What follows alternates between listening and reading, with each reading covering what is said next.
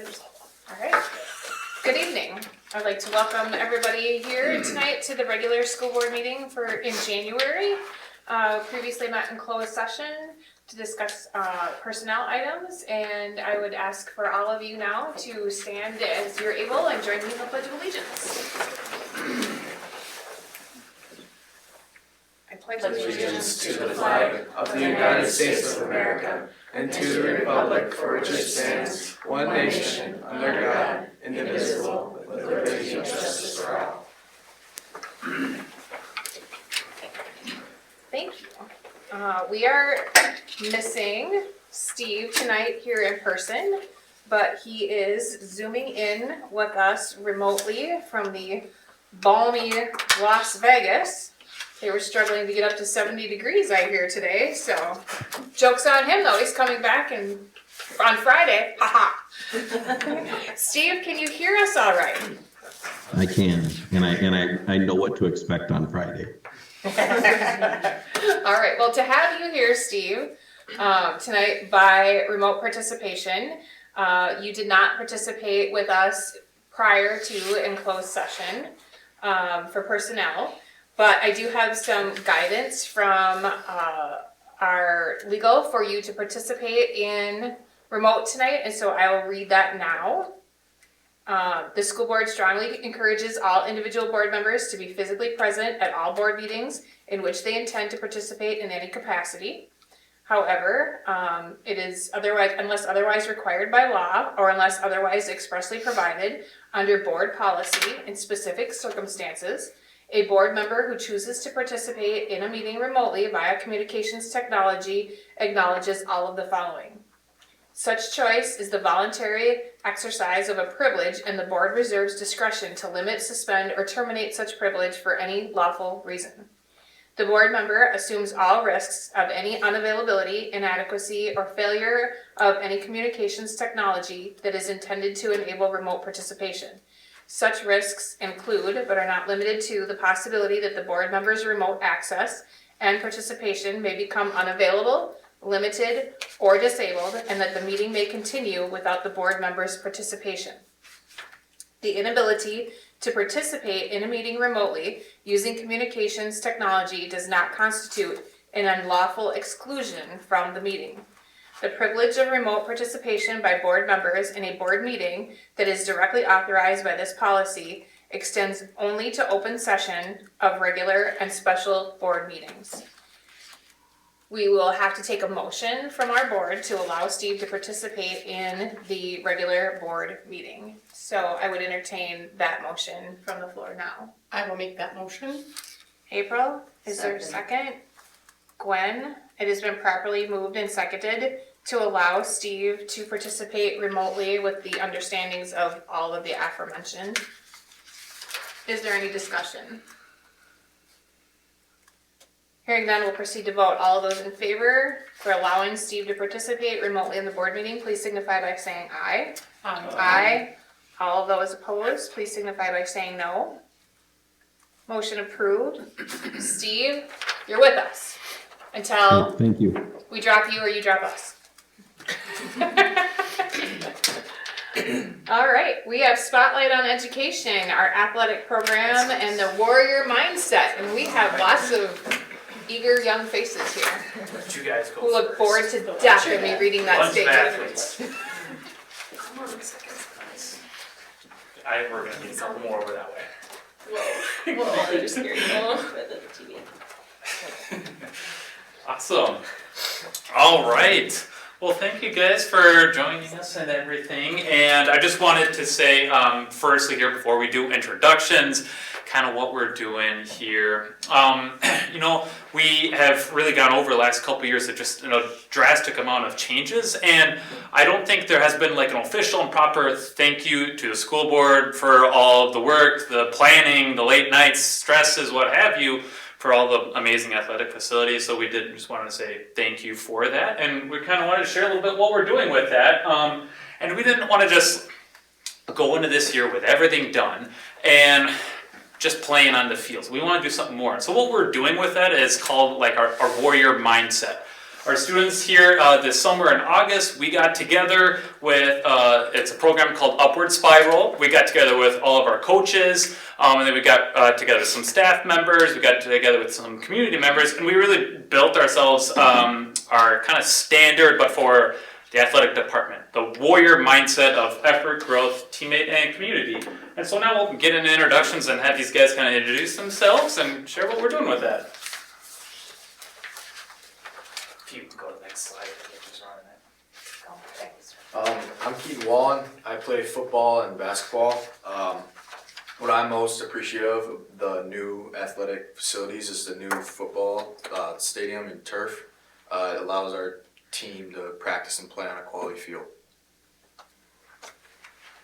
I'm Jenna Van Summeren, and I'm in volleyball, basketball, and track, and I'm incredibly grateful for the 10-lane track around our new football field because it allows so many new opportunities for our athletes, and it helps our track meets go by quickly and more efficiently.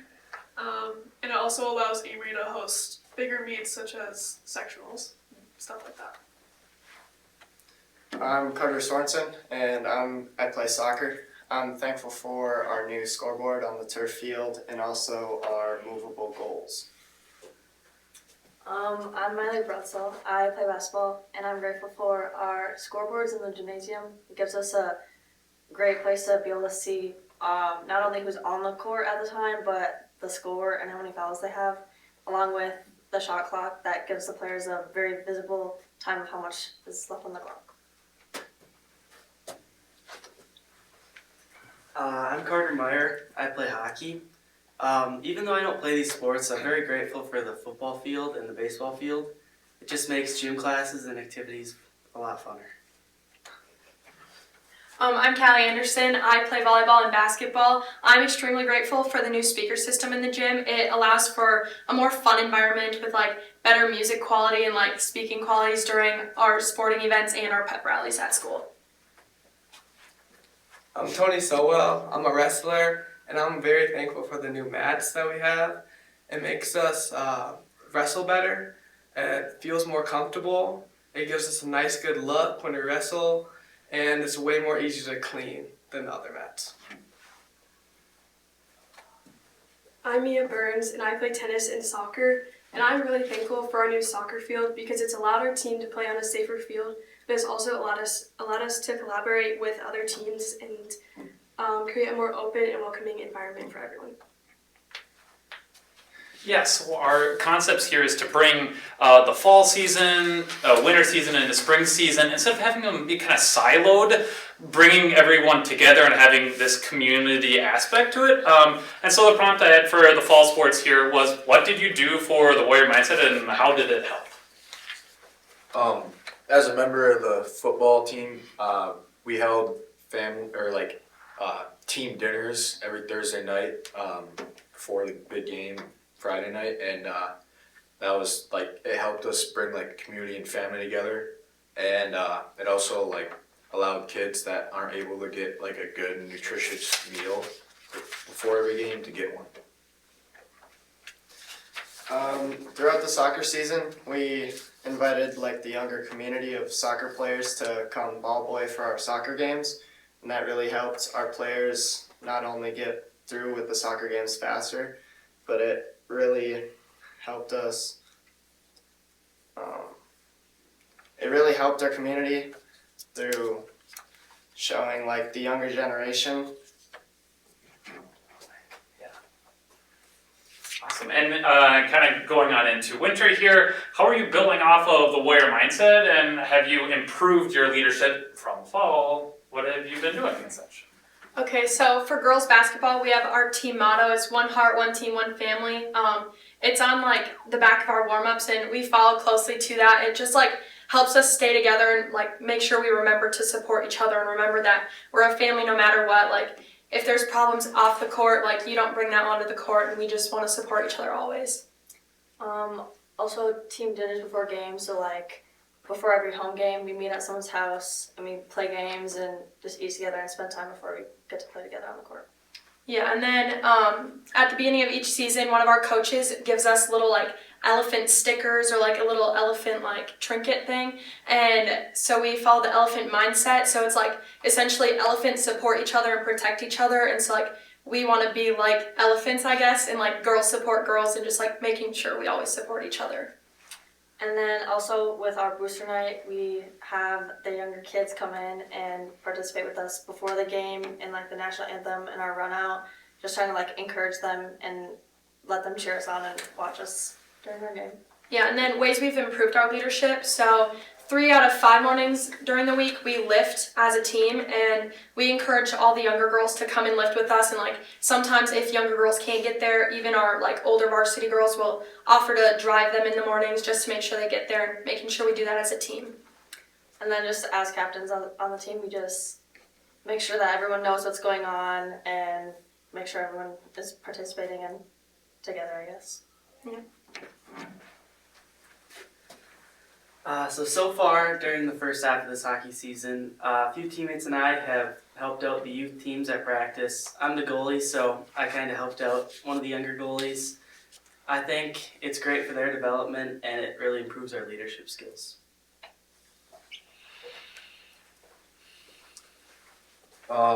So before every game, we have a morning shoot around, and some of the 8th graders come in and just more on like development for the younger generation to come up and interact with the older guys, become mature, not only just basketball, but just life, just interacting with older kids.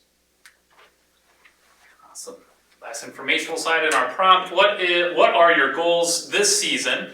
How will you make sure the energy of this year is building into next year?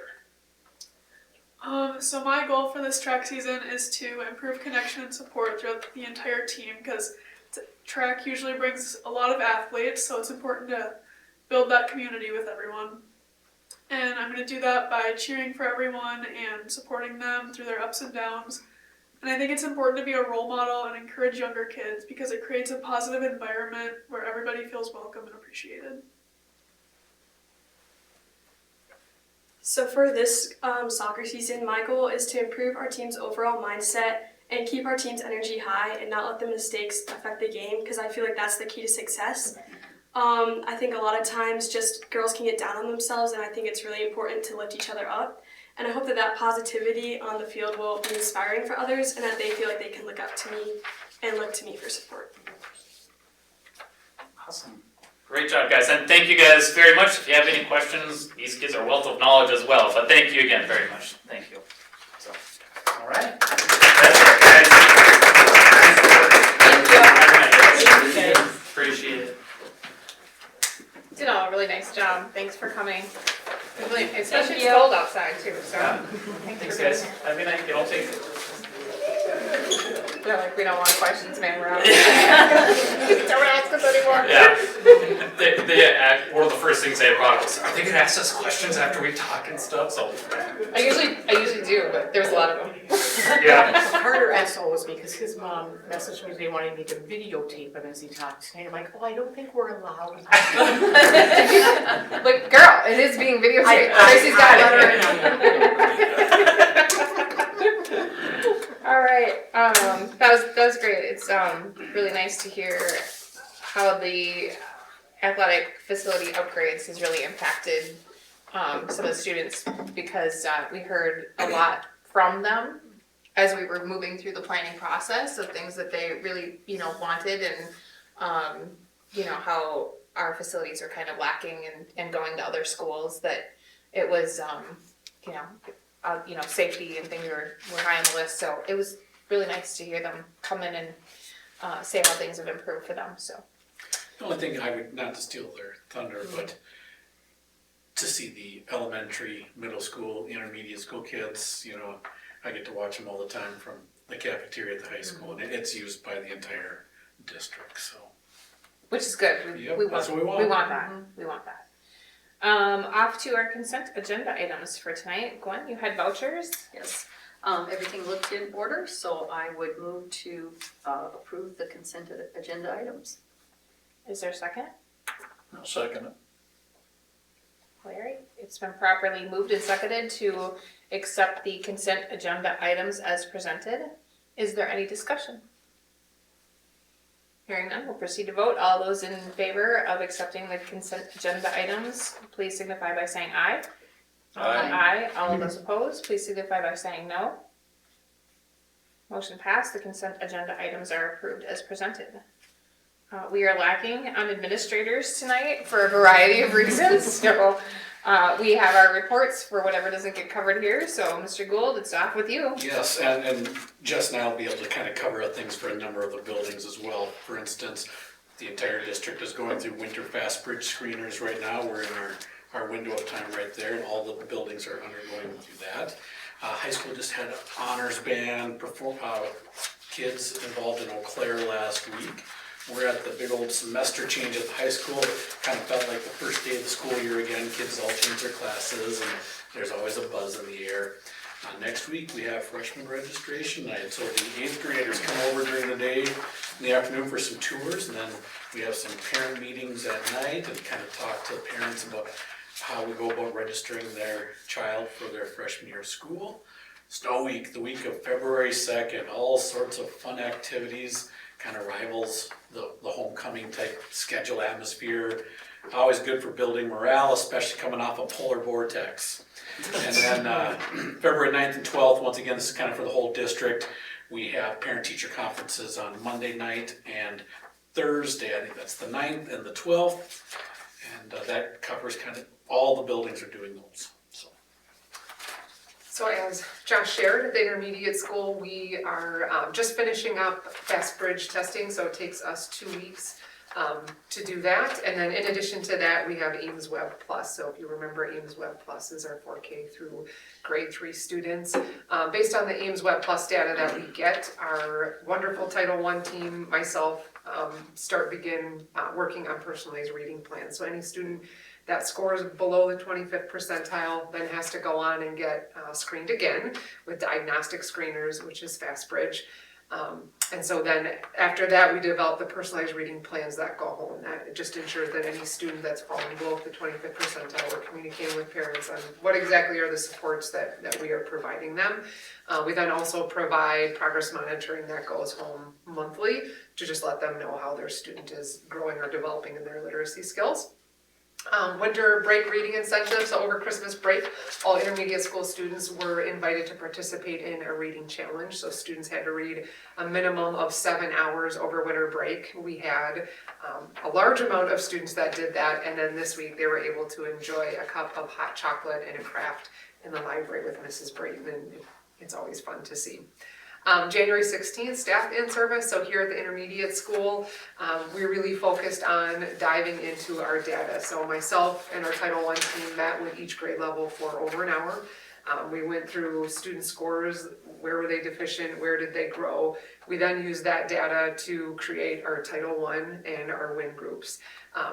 Here at the intermediate school, every single one of our students gets 30 minutes of WIN, which is an intervention time, so meeting kids exactly with what they need, whether they're students who are struggling in a skill or there are high flyer learners, they're also in a group. And so we really took the time on the 16th to, with a fine-tooth comb, go over where is every single kid for those 30 minutes.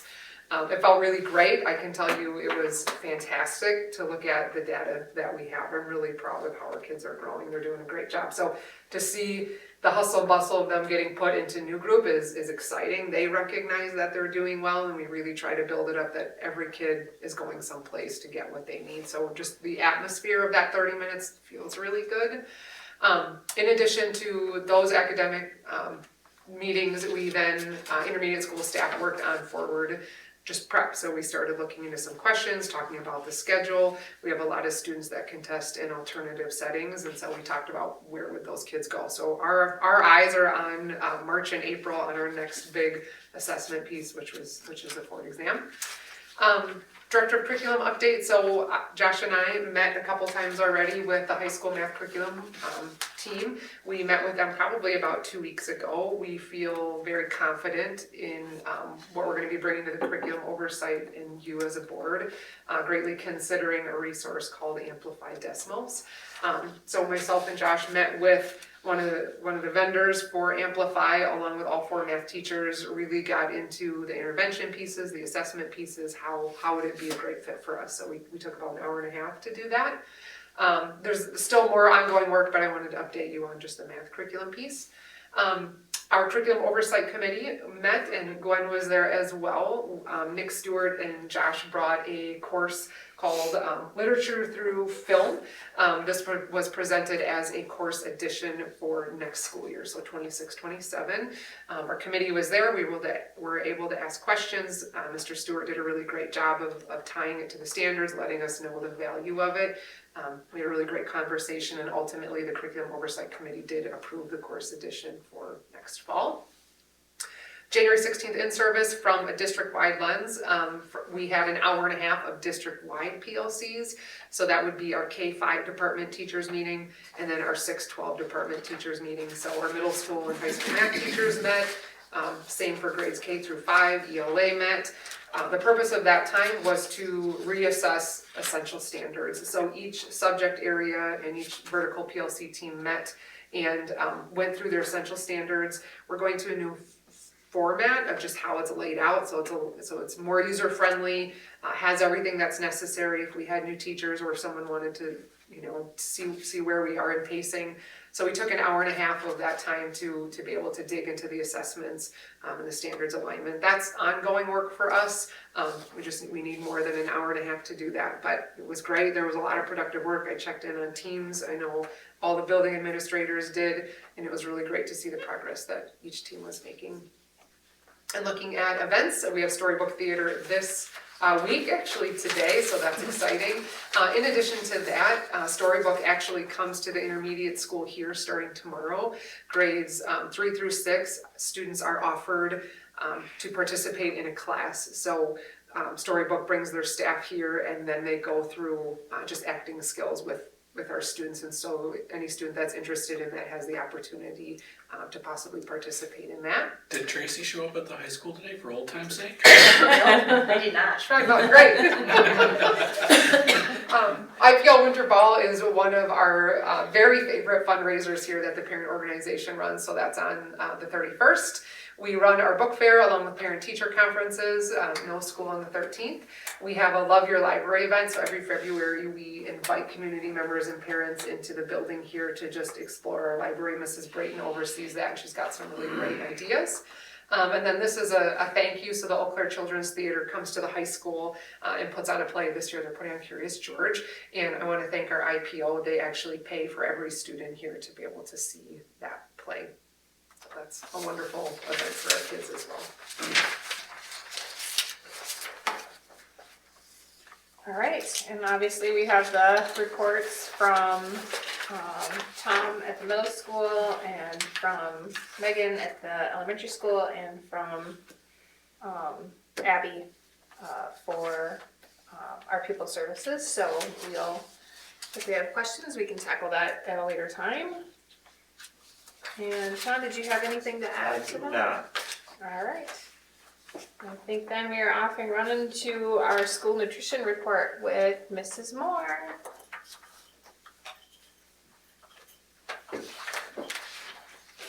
All right, I'm gonna make it short and sweet.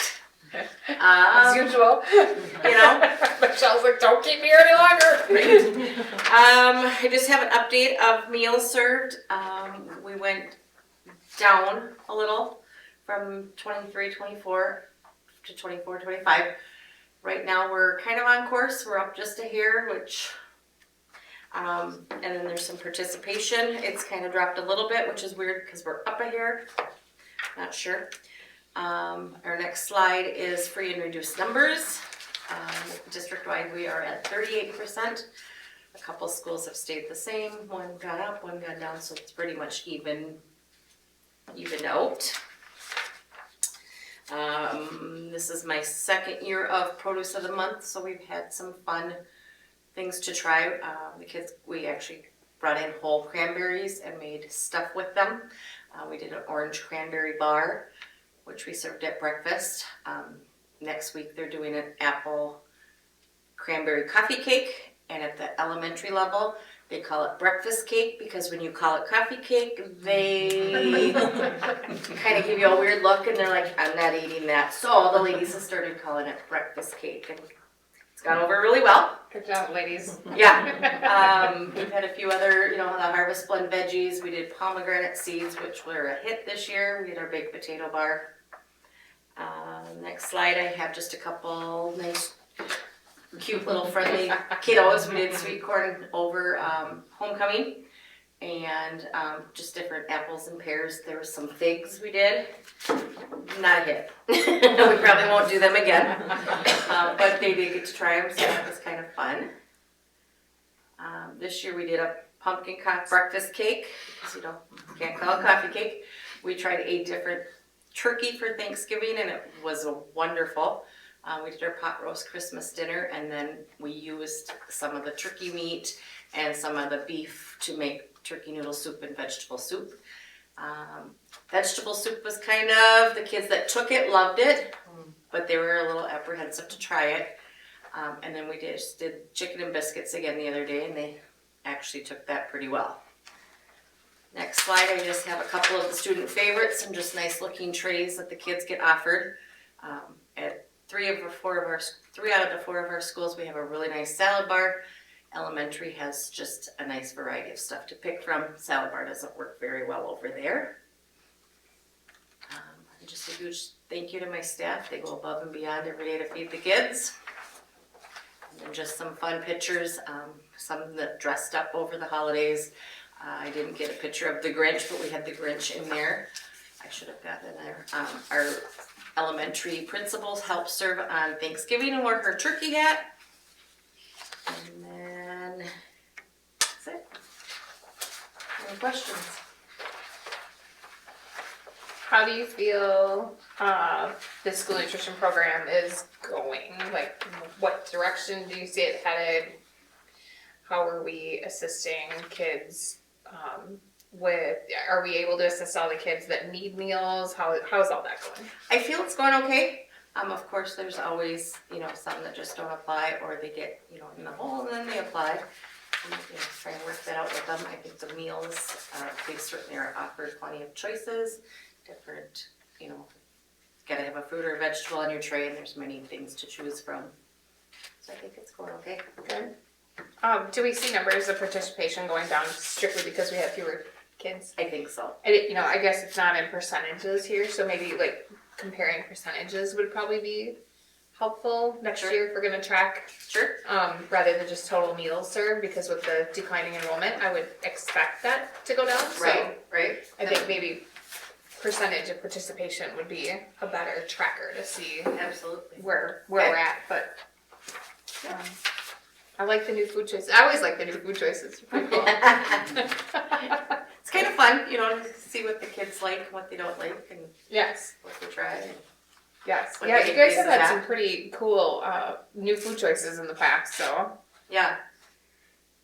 Just get in and try it. Sometimes that's what it takes, That's all it 17 times they say you have to try something. Yeah. Very cool. Very good looking. Do you see any big changes coming? Nothing that I can foresee, but hopefully not. Okay. Yeah. Anybody else have anything for Mrs. Moore? Steve, you good? Go ahead. All right. I do want to just give a big shout out to the rest of the school nutrition staff, because they don't get enough recognition, and they're the unsung heroes and keeping bellies and tummies full, feeding brains. We couldn't have good learners without full tummies. So very true. They all work really super hard, and they just don't get enough of credit for what they do. So thanks to our school nutrition staff. Appreciate that. Please pass that along from the board. Absolutely. Appreciate it. All right, thank you. Thanks, Mrs. Moore. All right, building and grounds report from our committee members and Dr. Derfler. Okay, we met as a committee last week, Wednesday. We have a date on the calendar from the subcontractor for the high school roof to come and visit with us and show us what they're about to do. Again, that's mid-April. Hopefully we won't have any snow melt or snow up on that roof. And we can get our bearings in regards to what they are going to do when it's ready for that work to be completed.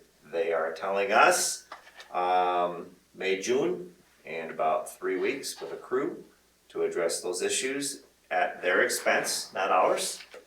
And that was an update that George provided that was hot off the press. We also talked at great length about seeking to provide greater efficiency in how we are using our buildings and our bus fleet, specifically energy savings, keeping lights off, keeping rooms regulated at set temperatures between 68 and 74. Seems a little strange to talk about when it's negative 15 outside, but that's part where we live. So we're seeking to put money back in the bank, so to speak, by being more efficient in our use of our buildings. And in regards to our bus fleet, fuel prices are always an issue. That's an expensive thing to run a bus. So we want to make sure that we aren't doing things in an inefficient way with our bus crew either. So those are the highlights that I took away. I'm not sure if Larry or Steve had anything that they wanted to provide. I'll turn it over to them. Yeah, I would just say that it was a very good meeting, and I really appreciated the focus on making efficient use of our, some big expense items. Electricity, $40,000 to $50,000 a month for our electric bill. So any of the little things that we can do to tweak that can amount to some pretty significant savings. Same way on our HVAC systems. George will actually go in and reprogram them when we're on, when school is off, you have spring break or Christmas break, and all of that is designed to save some money. It takes time to do that, but they're working real hard to be as efficient as we can on those kind of things. So great meeting. Steve? I've got nothing to add. You guys nailed it. Thank you. All right, thanks. Yeah, that's super important, something that I think we're going to be switching our focus to very much so moving forward is efficiency and getting the biggest bang for our buck and the most that we can out of our facilities. So thanks, you guys. I'll look forward to hearing more from you guys in the coming months as we move forward with budgeting concerns going forward. All right, off to then our 2024-2025 Pupil Non-Discrimination and Educational Equity Report. Abby was supposed to present that. She's clearly not here due to a family emergency, so I would ask Dr. Driffler to take that. Yes, I will. By state requirement, by state statute, we are obligated to present any areas of harassment or discrimination broken down by type and by building. And what you see before you are the sheer numbers of reported incidents in each of the 4 buildings. There really isn't much to highlight. Most of what occurs, and in this case, all of what occurred was an informal complaint of, in every case, not in every case, some discrimination, some harassment in a variety of different environments, and those were handled in-house and resolved in-house. I see there was only one formal complaint that was lodged, and we're simply obligated to report that as a board through a board meeting to the public, and we are meeting that statutory requirement by doing that here this evening. Couple of items. There are proactive strategies that exist in each building. Just giving you the highlights. In the high school, we're doing team building activities there. We have kindness campaigns. We have digital signage all over the place about how we handle the Warrior Way. We go through anti-bullying lessons in health class, middle school, PBIS, positive behavior intervention supports and systems. They have clear expectations. They've been doing anti-bullying units there for decades. Interventions with kids centered around the issues of treating each other with respect, peer mediation, confidential reporting system. Intermediate school uses social and emotional learning skills as done by or taught by weekly school counselor classes, anti-bullying, weekly classroom instruction with second step, utilize restorative practices, and they use data to drive their proactive approaches. Elementary school, they are explicitly teaching lessons through counseling about how kids can treat each other with respect and kindness. Utilize restorative practices. They have small group instruction. Skill streaming is what they use for curriculum to help students with lagging skills in the area of kindness and respect. And they have a green zone where kids can re-regulate before they get plugged back into their classroom experience. So those are just some of the ways that the buildings address these particular issues of harassment or discrimination. And I'll take any questions if you have them. Just curious on the high school, how often they have health class? Is it just the one semester, 1 year? Yep, freshman year required course for most of them. Just curious if, looking at the other schools, how they have it sometimes as much as weekly, if it needs to be addressed every year with high school kids, or how we approach that with addressing it with high school kids, considering that's probably where you're seeing a little bit, possibly, more of it. Yeah, I mean, that's something that we talk about in our win times. We've got lots of digital messages, kids doing testimonials. I don't know, about once every 3 weeks, Mr. Gould goes on the PA and gives a motivational speak as well. And so that happens a great deal. To be honest though, so much of the stuff that we really end up cleaning up is social media and texting stuff that happens from 4 p.m. to midnight when they're at home. Looking at the results of this non-discrimination report, I would say that those proactive strategies are working. I'm pretty pleased with what I see in terms of results, so can always improve, but I think I'm pretty impressed. And the complaints that are filed informally versus informally, is this just peer-to-peer, or is this adult and student interactions as well, right? Any, Both, right? any kind of harassment or discrimination. And we don't have a breakdown of No. if this was all peer-to-peer or in. My hunch is most of it's peer-to-peer because there's a lot more interaction between peer-to-peer and peer and adult. Yes.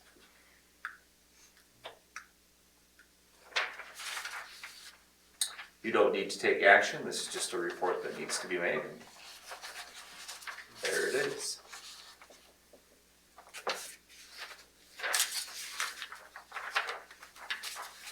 All right, any more questions? All right, we'll move on to our informational items then, our strategic plan 25-30 update with Dr. Derkler. Okay, well, we met a few weeks back and talked about where we came in on report card for district and specific schools. And we indicated on that evening that there were a lot of areas within the strategic plan where the report card is noted. So if you'll turn to the second page of the strategic plan document on strategic goal number 1, you'll note there that a measurable objective underneath successful students is by the end of 2029-2030 school year, we will increase our district achievement, growth, and target group score by 8% in comparison to the 24-25 district report card. And the sheer numbers are there.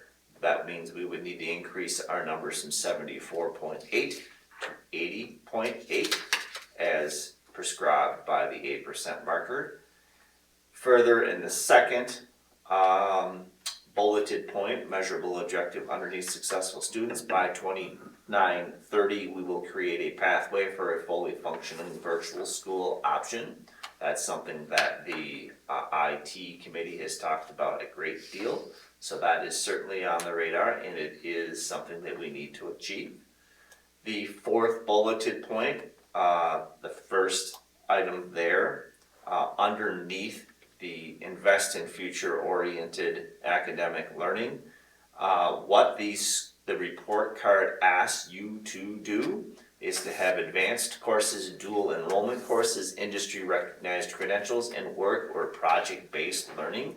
And I'd like to share with you, there is an overall score, and I gotta get to my computer screen here in order to speak knowledgeably. We have on our district report card 313 students, or 75.6% of our students, met the criteria for inclusion in at least one post-secondary prep course total below. And I'll go through the 4 specific areas in a moment. So in order to increase by 3% is what we wanted to do there, we would need to move from 75.6 to 77.7. So that's our marker. Specifically, in advanced courses, the school, Amery High School in this case, had 22% of their kids take a advanced enforcement class. The state average is 20.3. In dual enrollment, we have 63.8% or 264 of about 400 of our kids take a dual enrollment course, meaning they get credit here and credit elsewhere. The state percentage is 26.6. I'd like to emphasize again, we're 63.8. The state's at 26.6. That's moving towards 3 times as many. That's a pretty significant difference. Industry recognized credentials, these are really narrowly focused items, so you don't have as many kids. We have 23 students that have earned at least one industry recognized credential. That's 5.6%, the state's at 5.5. And on the last marker, in a work-based or project-based learning environment, we have 150 students participated in a work-based learning program. That's 36.2% of our school, meaning 1 of every 3 kids ultimately are in a work-based environment. The state's average is 8%, so we're almost 5 times as many. So when you want to talk about success of Amery High School in regards to its achievements, it is certainly a place where academic achievement is part of the picture, but achievement looks different than just the classroom achievement. There's achievement that's happening outside of the 4 walls of the high school too. And kids are taking their talents all over town, to be quite honest. And this is an indication of that very item. So that is highlighted in the strategic plan as a goal, and we certainly agree, because we're doing it already and we're going to keep doing more of it. And there's also a measurable objective of maintaining financial commitment to continually supporting instructional technology, innovative mini grants, hands-on learning opportunities, student labs, and maker spaces. So the hands-on experience that they're having at the high school starts far before the high school. The elementary, intermediate, and middle are doing the exact same thing. And I'm almost done, and then I'll turn it over to you for your feedback. On the last page, you'll see there noted in a highlighted yellow, underneath efficient and accountable Board of Education, a measurable objective. The school district of Amery will improve by 3% the district scorecard on the state of Wisconsin school report card as determined by comparison to 2024-2025 and the 2025-26 report, moving from 74.8 to 77. Because what you just saw a couple weeks ago was a reflection of 24-25. When we revisit this in December of 26, you're going to be looking at 25-26. So that's the marker that we have set through the strategic plan. And we have a check mark coming up that we can hopefully check that box and we get that next December of 2026. And I'll turn it over to you. You have questions or comments, but those are items that are directly connected back to the presentation you saw some 2 weeks ago. I just want to give kudos to Josh because those numbers are pretty amazing. The number of students that we have participating in dual credits, and learning outside of the classroom. Yeah, those are some pretty big numbers, so good job. Kudos to the high school, not Josh. Yes, absolutely. Yeah, this was something that was put in motion, a while ago. It's been wonderful for everybody to continue to support that plan. The way our class structure is done there, we can see that it pays dividends for our students. There's been some really amazing things that these kids have been capable of doing, and then great jobs that they've had coming out. I want to say that the 2 young gentlemen that came in and presented us with those our butcher block boards were amazing. I mean, they can talk about the process of going through that, which sounds painstaking and long. And then I saw videos on it, and it is. And I just can't believe how much work and craftsmanship went into that. And so personally, I would like to say thank you for bringing us those wonderful gifts. And then looking at like what those things sell for are like $150, which after I saw how much work goes into it, isn't enough. But definitely super appreciative and on my end to receive one of those, and then thinking of like a career, a real sustainable financial impact that could have in somebody's life, whether they want to do that as a side hustle or something that they really wanted to get into on their own, cabinet making, whatever. That leads to endless possibilities and a fantastic service to their communities and path to financial freedom for them. So kudos to those boys, because that was a lot of work. Those cutting boards look so nice that I don't want to cut anything. Why didn't either? I used, yeah, and I did what I know April did, because I used them at Christmas for presentation for our charcuterie boards and everything else. I didn't put any food on them. I just they were amazing, like absolutely fantastic. I couldn't believe how much those things cost. So I want to say thank you. Not a bribe, is accepting on a school board, because they're not able to vote yet. So just want to put that out there. They were amazing. One other item I'd like to mention on the work-based experiences, that can't happen in Amery unless we have folks that are willing to host these kids. Correct. And we have folks all over town that have opened their doors of their business for kids to come there and learn, in essence. And without their doing that, we wouldn't have this many kids. We talked about trying to increase the number potentially on the strategic plan, but when you have almost every business in the community involved, it's tough to measure at that point when you have so many partners. It is, and not only going for our kids to go to these places, but the amount of tradespeople that have come and helped with education, the house building or the shed building, or even people donating machining items and things like that to our shop Guest classes. lectures, demonstrations, and The amount of time that people have in the community have volunteered to educate, these kids coming up and moving forward has been a real blessing to have in this many community. in our community really have a pay it forward mentality. Yes. And they love to come back and share their knowledge with our kids, which thanks a bunch. Yeah. It'll be fun to watch these kids come back and pay it forward. Hopefully. Yeah. And I was, happy to hear, I think it was Keaton Wallen talking tonight about basketball, and I was doing a little shoot around with the kids and just those young kids and having them, come in. And I've heard that he's done that even on his own. And so just those leadership skills to see from the community coming in and then our kids doing it to the younger kids, it's just a real... But they're heroes. Yeah.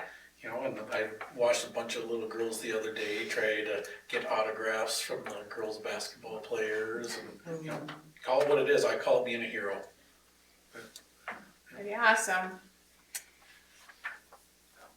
All right, anything else? All right, I guess we can move on then to our school board election update. Okay, we have a school board election set for April 7th of 2026. The candidates in ballot order, vote for one, is Steve Osterholm. So that's what the ballot will look like. This is a printed version of it. It'll obviously look a little fancier than that when you get it, but this is what it looks like here on the screen. Same info. It's important that you made the distinction in ballot order. I'm glad that was That is it. stressed. All right. Off to our action items, we have a 2026, 2027, 2027, 2028 WIAA Hockey Cooperative application with Mr. Johnson tonight. Yes. Yeah, so you folks looking at this right in front of you, it's nothing too complicated. It's just a cooperative team sponsorship for our boys hockey. So what that means is we're kind of getting together with Clear Lake, Clayton, and Unity, because we wouldn't be able to have a team on our own. They wouldn't be able to have a team on our own. We get together, and every 2 years we have to reissue this cooperative. And so, get your folks' approval, get the district administrator, but then also the conference commissioner say it's okay. And then WIA says, let's play hockey. I like that. Yeah.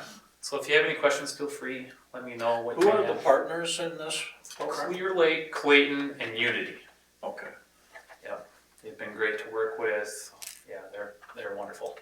How long have we been doing this? Oh boy, forever. It's my time. Prior to my time as athletic director. It's long 30 time. years. Yeah. Long time. Way back. Yeah. Way before me. Yeah, it's been long. Any other questions for Dylan tonight? You don't need, do you need action? I do, I'd entertain a motion to approve the cooperative, team sponsorship. No, so move. Larry? Gwen? It's been properly moved and seconded to accept the cooperative team sponsorship, for boys hockey for the next 2 years, 2026, 2027, and 2027, 2028. Is there any discussion? The only question I have is, do the fees change every year, or are those set inside of this contract too? Every 2 years, Steve, I don't know if they would be changing here. I'm unaware that they would be changing. Okay. So. I think if we had to, there would be an amendment through the WIAA, and then we would take action on amendment to add in another school or a school to drop out. Is that what you're asking? Well, I know that you pay per student, right? Oh, the fees. Yeah, Yes. so what that's happens is you basically add up the price of the coaches, the equipment budget, the travel, add it all up, and then you divide it by a number of players. The hard part is it's kind of a moving target. Some years you've got 38 kids, some years you've got 31, 32, and so we've kept it pretty consistent. I think it's around, I want to say $1,700. Another school pays us for their kid to play here, approximately. It's been a while since I looked at the number, but I think it's in that ballpark. Okay. All those in favor of approving the WIAA hockey cooperative application, please signify by saying aye. Aye. All those opposed, please signify by saying no. Okay, motion approved. We are off and playing hockey. Playing hockey. Thank you. All right. Thanks, Dylan.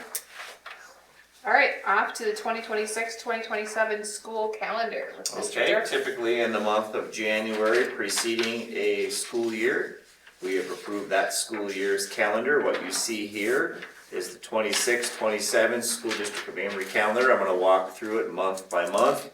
A lot of this is set in stone for us because Christmas, Easter, and Thanksgiving, we don't get to pick. And we sort of schedule around that in so many ways. The first change to this calendar is we have moved our new teacher in service to Thursday the 20th. Typically that would have been on Monday the 24th. The nature of that change is it then frees up an additional day of in-service during that August in-service time slot. One of the big differences though beyond that is that 24th is a teacher-led in-service day with no administrative agenda whatsoever. It is their day to get ready for the start of the school year. Then once that's out of the way, then there is Tuesday, Wednesday, and Thursday of that week to do the in-service activities that need to be done. So that's the two changes in August, the 20th and the 24th. September 1st is the designated start of school. You cannot start a school year prior to September 1st unless you have an exemption to do so, and we have not filed for an exemption. September 3rd is the first day for 4K kiddos. September 7th, again, not a date we get to pick, that's Labor Day. So we're off on that day. The 28th is a no school day, 28th of September, but it is an in-service day for our staff. October mirrors what we are about to do here in February. We have a parent-teacher conference evening on the 5th, and then we have an in-service / no school day on the 8th, and then no school for anybody on the 9th. November 9th is an in-service day. November 25th, 26th, and 27th. Those are Thanksgiving break days. Christmas break, you'll see between the 24th and the 31st, and I'll come back to that in just a moment. January 1st, obviously that's New Year's Day. January 25th is the turnaround for end of term, end of semester at high school, and end of quarter. So that's an in-service day and a no school day. February 15th, 18th, and 19th very much looks like what October of 26 looks like, where you have an evening conferences and then you have in-service / conferences, no school on the 18th and 19th. That is a week later than traditionally we have had it. And the reason for it being a week later is Thursday the 11th. We are hosting solo and ensemble, and that is a lot of folks and a lot of kids. So we moved it just to clear out the conflict. Spring break, the 15th through the 19th. I'll come back to that one again. 26th, another date that we don't get to choose. That's Good Friday, because Easter is that Sunday, the 28th. 26th is an in-service day, no school in April. Memorial Day is May 31st, and then the first week of June is the last week of school. We have the last day on the 3rd, and then there's an in-service in the evening on the 3rd, and then on the morning of the 4th, and we're wrapped up for teachers on the 4th. So 2 areas were calendar committee and advisory committee, which is a group of teachers that meet with myself.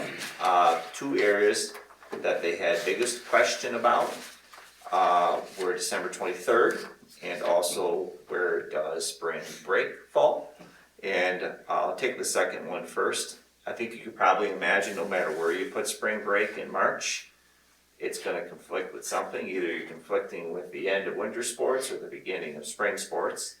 I'm not in the business of making predictions about who's going to state. We could look at last year and not have any idea that we would have had 2 teams go to state in winter sports season, but we did, or almost go to state in one and did go to state in the other. We don't know what's going to happen, so it might conflict with something. I couldn't tell you, but that's where we have placed it. There was some conversation about doubling it up with the 26th. We simply chose not to do that, and the big reason we chose not to is the forward exam happens in 3 of the 4 buildings, and that test window gets split up when you move it to the week of the 27th, so we kept it on the week of the 15th. The other conversation that we had was December 23rd being a no school day, and the logic behind that was traveling for Christmas, for the holidays. My position and my response to the advisory committee and also to the calendar committee was, if you do not have school on the 23rd, you need to pick that day up somewhere else. You could either plunk it on Monday, June 7th, which would probably not be very popular, or you could move your remote days around and do 2 days where you don't do remote, and then you start remote on the 3rd day as opposed to the 4th. My honest response is, I think it creates a childcare issue for a lot of folks if you don't have school on the 23rd, but this isn't my vote to be had. I'm simply presenting a calendar for you good folks, and you can all chime in. So that's the calendar in summary form for 26, 27.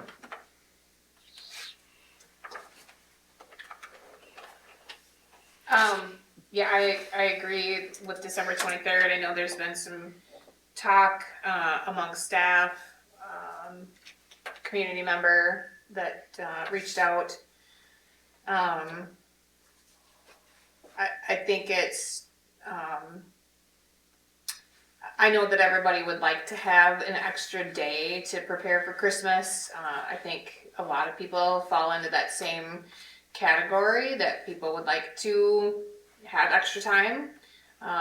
We know what day it comes. It comes every year the same day, and so I am a poor planner myself, and so I've always just said that if it doesn't get done by now, well, it just didn't really need to get done, and so maybe I'm just trying too hard or doing too much.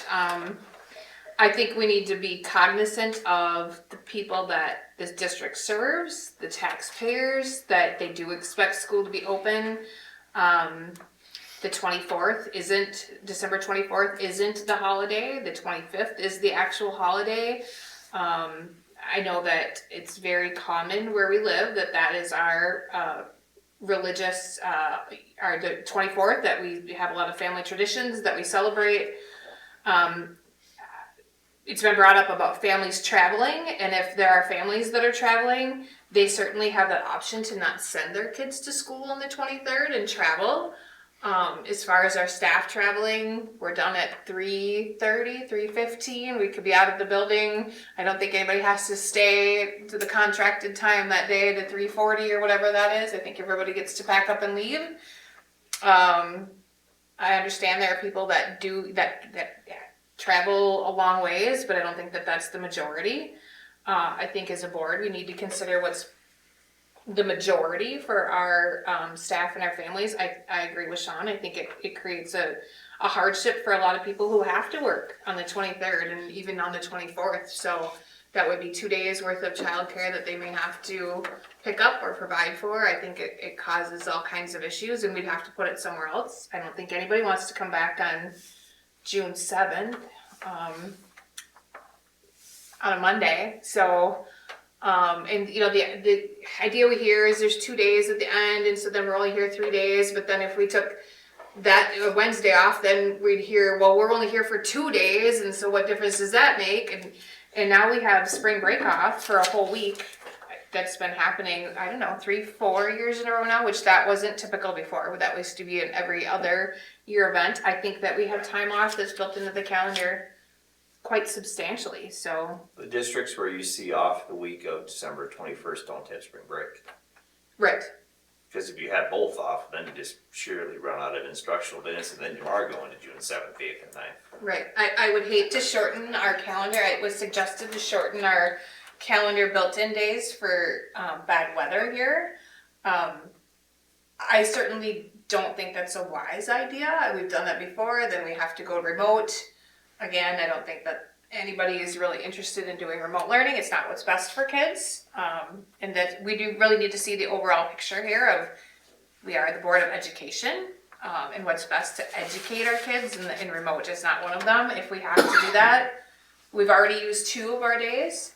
Yeah. Looking at Friday, we're looking at maybe wind chills at 40 below. We might not be able to have school, then we would be switching to remote, and I just don't think that it's wise where we live to shorten our days that were built in. We did that, and we got into a real sketchy situation here a few years ago. Do you remember? We had to add minutes on. Yes, we literally had to add minutes to our days because we had to take it. We get ice in this part of the world in March and April. So just because we're coming out of January seemingly unscathed it's not always the case. So I'm not a proponent to adding the 23rd. I understand the want, and we all have wants. I'm not sure that that's a prudent thing for us to be doing, but that's just my opinion.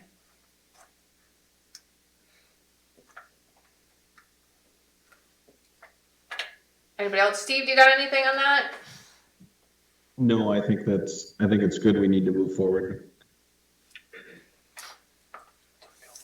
Any other conflicts with the calendar? I know the spring break situation, but we kind of discussed that ad nauseum and really we did need to be cognizant of testing over anything else. And because if you recall, Ames Web testing Yes. for Act 20 has to be 45 days. There's a really tight window. That's that tight window. I know we discussed that a lot when we looked at preliminary planning of spring break and preliminary calendars. So You're never going to be conflict free in March. That's not going to happen. no. The only thing someone brought up to me was, is there a reason we do evening conferences like on a Monday and a Thursday? Their concern was Monday, when it gets late, then it makes the rest of the week a little bit long. And so just curious if there was a reason we chose Mondays and Thursdays. I don't think there's a specific reason why we chose those 2 days. I know why we chose those hours, so we have the availability for parents to get here and have conferences. If you have a 1 to 8 time slot, that opens it up pretty wide for folks to be able to engage with school staff at conference time. I had that conversation with advisory committee as well, and one of the advisory committee members stated if we have Monday till 8 and Thursday till 8, we have Friday off. Do you want to do less time on Monday and Thursday and then not have Friday off? And then we moved on to the next agenda item pretty quickly. Because you can't have it both ways. If you want Friday off, I think they were just looking at the Monday. yeah, I think 2 nights a week it's going to be harder no matter You what. can't do Wednesday, I suppose. You can, but you really run into issues with the church committee teachers. There's all sorts of activities on Wednesdays. Monday is your least conflicts for athletics other than Wednesdays. My assumption would be there's more athletic events on Tuesday evenings Oh yes. or Mondays. Oh yes. Well, I brought the concern. Yep, so that Now the conversation was answer had is- too, yes. Is given. Yeah, I do think, I understand that long week, I've been there, in the education world, but it doesn't matter which 2 nights you really pick. I think that week just gets long, and that's just part of the job, and it doesn't matter what night you pick. There's always it's gonna be a long week. But you don't have kids either. Not on Thursday. On Thursday. So, that does make it a little bit easier mentally. It's about trying to make it as convenient as possible for parents. Yes. Is really what it comes down to. It really is.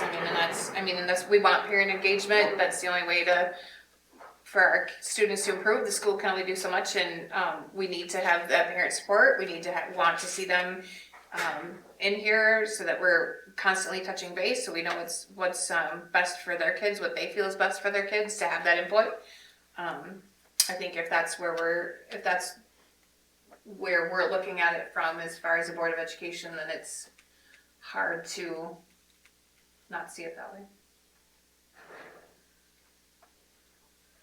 Any other discussion on the school calendar? I would entertain a motion to approve the school calendar as presented. Also move that. Gwen, is there a second? I'll second it. Larry? It's been properly moved and seconded to approve the 26-27 school calendar as presented. Is there any further discussion? Hearing none, we'll proceed to vote. All those in favor of approving the 26-27 school calendar, please signify by saying aye. Aye. All those opposed, please signify by saying no. Motion passed. The school calendar is approved for 26-27.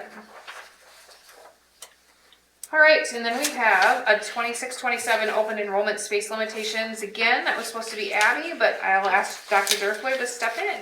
I'll be happy to do so. By state statute, we need to make declarations in regards to our space limitations in the area of special education for each of our 4 buildings. In order to do space limitations, you need to look at current projections, and what you'll see on the back side of the first page and on the front side of the second page are what our current projections are, and the far right column gives you open enrollment available space. And the only spot that we have spots open is at the high school in SLD, and there's only 2 spots. This is obviously a moving target, but we have a special ed population that has eaten up most of our spots, so we don't have a lot of availability.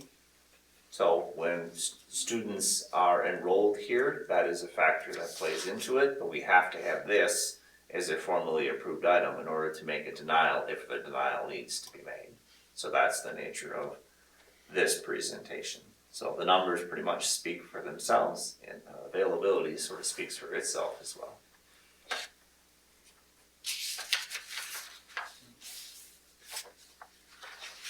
And you would need a motion if you wanted to do that. Yeah, I know that our special services are pretty well maxed right now. They're some of the most expensive part of educating kids, and so I think we have to look at what that availability looks like, what that cost is to the district, and this is kind of where we're at, so. I have a question. Yeah. If we approve this, and we need to approve this document, but once this document is approved, if something happens where a student moves out of the district and doesn't then fall onto this chart, can we let people into the district to fill that spot, or are we still beholden to what we approve here? You can let them into that spot if the spot becomes available. What this allows you to do in essence, if a student open enrolls from X district to here, and they are a student who is supported by an IEP, and they wanted to say come in, for instance, into the elementary school, there aren't spots available. We have then the opportunity to say, we simply don't have a spot available because we don't have the staff to render that service for that kid, so your application's denied. That's what this allows us to do. But if a spot's available, we'll happily take a kid if a kid comes and they're supported by an IEP, if we have a space for them. Thank you. You're welcome. I would entertain a motion to approve the open enrollment recommendations. I'll make that motion. Okay. Second. Larry. It's been properly moved and seconded to accept the 2026-2027 open enrollment space limitations as presented. Is there any further discussion? Hearing none, we'll proceed to vote. All those in favor of approving the space limitations, please signify by saying aye. Aye. Aye. All those opposed, please signify by saying no. Motion passed. It's approved for the 26-27 open enrollment space limitations. Next, donations to the district. Couple of donations. The Elkin family, many thanks for your donation of $1,450 to the FFA program. Melvin and Viv Hansen family, thank you for your donation of $750 to the Angel Fund. And lastly, Eileen and Leslie Markey, thank you for your donation of $100 to the high school choir department. Very cool. I'm sure all of those programs and projects appreciate those donations and we'll put them to good use. I would entertain a motion to approve the donations as presented. So move. Larry, Second. Gwen. It's been properly moved and seconded to accept the donations as presented. Is there any discussion? Hearing none, we'll proceed to vote. All those in favor of approving the donations to the district, please signify by saying aye. Aye. Aye. All those opposed, please signify by saying no. The donations to the district are approved with many thanks on behalf of the school board and the organizations receiving those. Thank you very much. And off to personnel action. New employment contracts for Lana Jansen, special ed para, Jennifer Stone, library media para educator, Alexa Tober, special education para educator, resignations, girls varsity soccer coach, Matthew Carey, school psychologist, Kelsey Cisco, effective end of 25-26 school year, Amelia Tanner as a special education para educator, and lastly, Andrew Wolf, high school football assistant coach. I would entertain a motion to accept the personnel action items. I'll make that motion. April? Is there a second? Second. Gwen? It's been properly moved and seconded to approve the personnel action as presented. Steve, you were not in closed session with us tonight. To ask about any personnel action, I will give you the opportunity to abstain from the personnel action voting if you so choose, or unless you were able to, if you had questions, were able to talk to Dr. Durfler before, or if you have no questions, then I would invite you to participate in the vote. Either way, those are yours. If there's any discussion, we've had the discussion on personnel action, and so I'll move to a vote.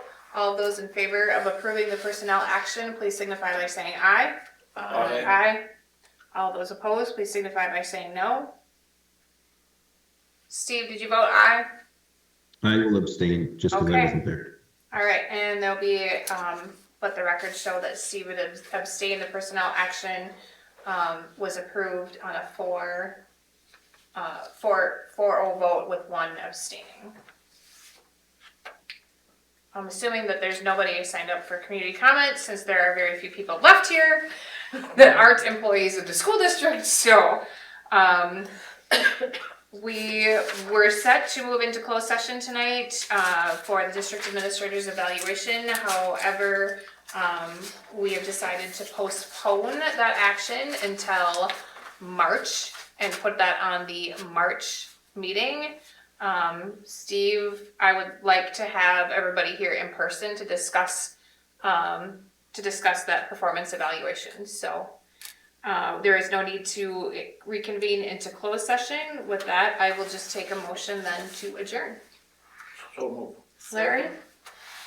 Gwen? It's been properly moved and seconded to adjourn. All those in favor, please signify by saying aye. Aye. All those opposed, please signify by saying no. Motion adjourned. Thanks for coming in with us tonight, Steve. I appreciate it. Yeah, thank you much. We'll see you guys back in Amery. Enjoy the warm weather. See you guys see, I can see the sphere out my window. There's the sphere! did. That's pretty cool.